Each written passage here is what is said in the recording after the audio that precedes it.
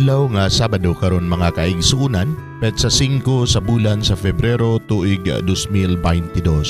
Ang pagbasa kinutlo gikan sa Ebanghelyo sumala ni San Marcos kapitulo 6 bersikulo 30 ngadto sa 34. Namalik ang mga apostoles kang Jesus ug gisugilo nila kaniya ang tanan nilang nahimo ug natudlo. Daghan kaayo ang mga tawo nga nagpulipulig pangabot ug panlakaw.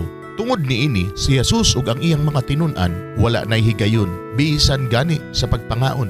Busa mingon si Jesus sa iyang mga tinun-an, "Mangadto kita sa dapit nga awaaw aron makapahulay kamog jutay." Busa na nakay sila sa usa ka sakayan ug nangadto sa usa ka dapit nga awaaw. Apan daghang mga tawo ang nakakita sa ilang pagbiya ug nailhan dayon sila.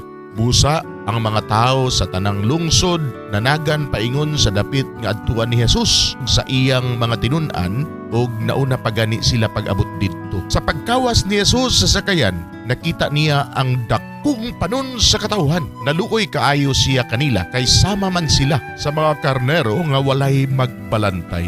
Gitudluan niya sila og daghang mga butang. Mga igsuon, ang Ebanghelyo sa Ginoo, daygon ikaw o Kristo.